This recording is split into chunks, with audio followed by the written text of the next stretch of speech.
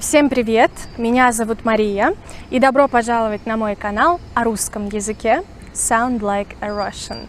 И в эфире сегодня снова рубрика «Русская женщина приехала в Европу». В общем, в этом видео я хочу вам рассказать о своих наблюдениях, которые накопились у меня с момента предыдущего видео на эту тему. Для тех, кто не знает, я сейчас живу в Венгрии.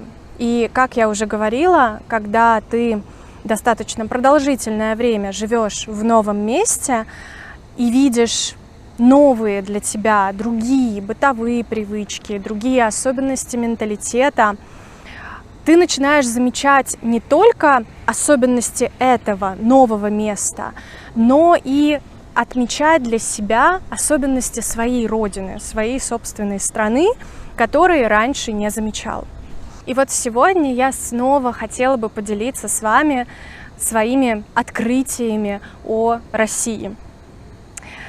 То, что я, если и замечала раньше, если и знала, то не обращала на это внимание так сильно, не осознавала особенность своей собственной страны.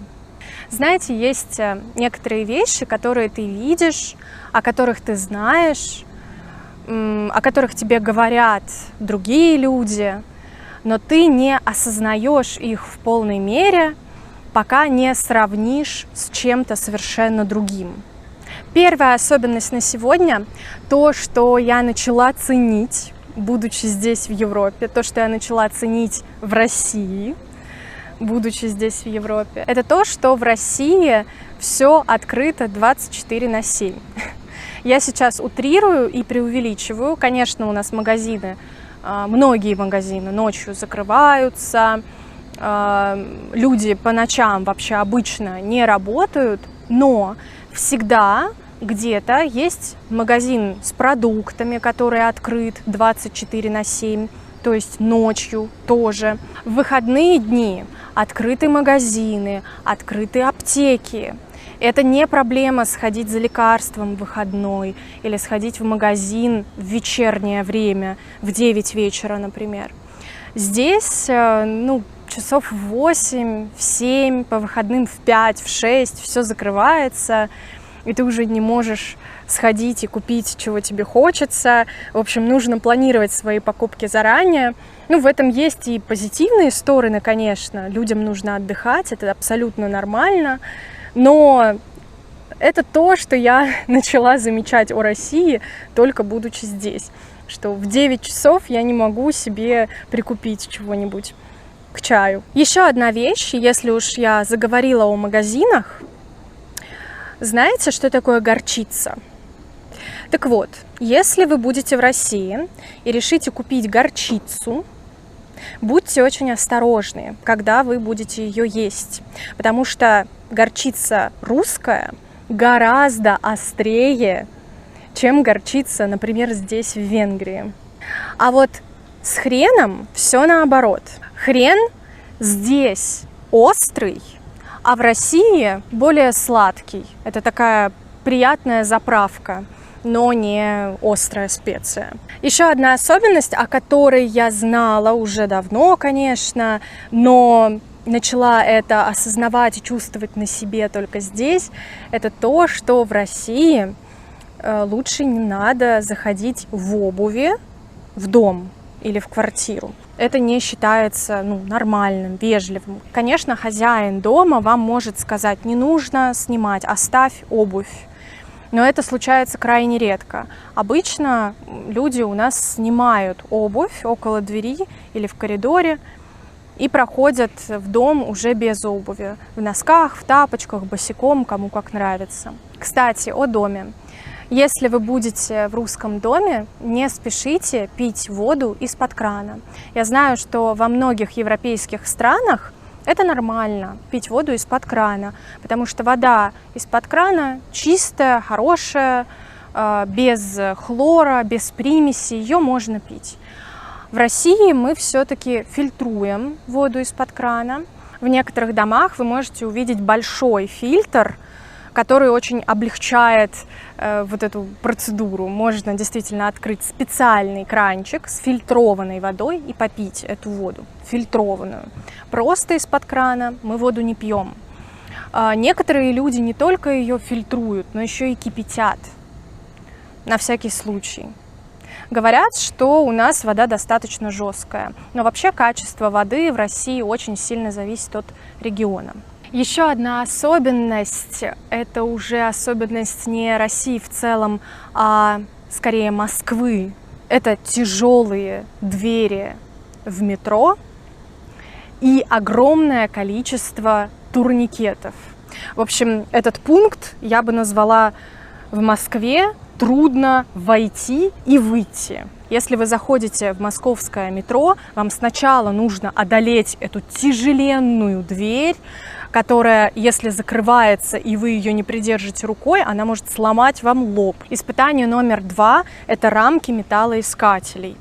Если вы входите в московское метро с большим рюкзаком или с большой сумкой, то вас попросят поставить эту сумку на ленту, чтобы проверить ее на содержание опасных предметов. Это, во-первых, забирает время, во-вторых, повышает какой-то общий стресс, потому что люди часто спешат, опаздывают, бегут куда-то, людей много в московском метро.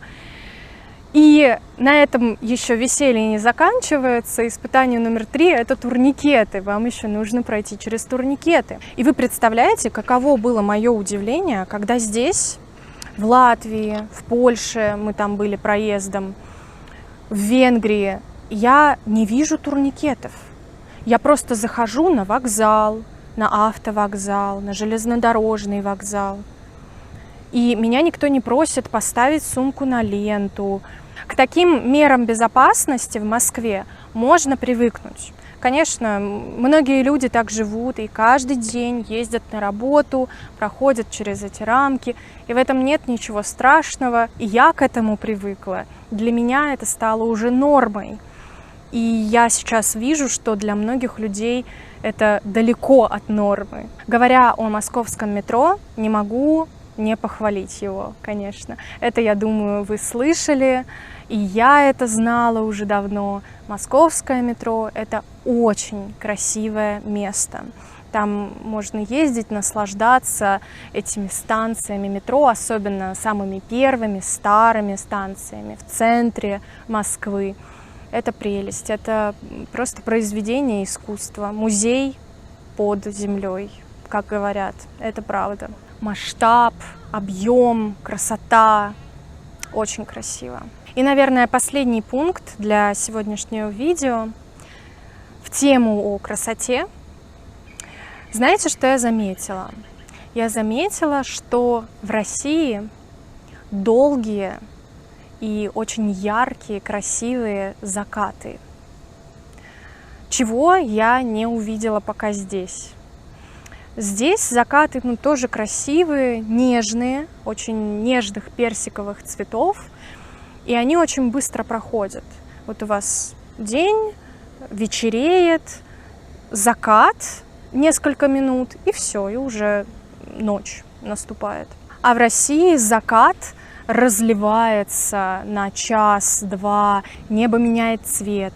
Оно сначала нежно-персикового цвета, розового, потом наливается таким оранжевым, красным цветом, потом опять уходит в какую-то синеву, фиолетовую. В общем, очень красивое зрелище наблюдать закат. И я всегда, когда жила и в своем городе, и в Москве, всегда фотографировала эти закаты каждый день, хотя каждый день вроде бы на одном и том же месте. Если в вашей стране красивые, яркие, долгие закаты, то делитесь, пишите об этом в комментариях. Я приеду к вам ради заката. На сегодня достаточно, я думаю. Спасибо вам за внимание, спасибо, что смотрите мои видео. Спасибо за поддержку, я это очень ценю. Ценю ваши комментарии, теплые слова. Ценю, что вы начали меня поддерживать не только лайками и комментариями, но и на Патреоне тоже.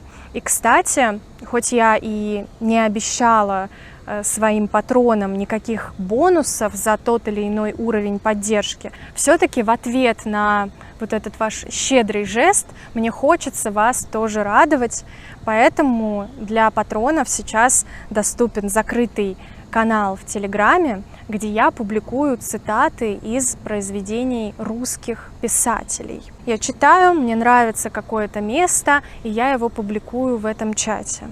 Там можно комментировать мои посты, так что если вы попадаете в этот чат, то вы не просто читаете цитаты из русской литературы и можете над ними подумать, но можете еще и обсудить. Такое небольшое закрытое сообщество с уютной атмосферой, то, что мне очень хочется создать там. Ну что же, еще разочек поблагодарю вас за внимание и поддержку. Увидимся в следующих видео и пока-пока.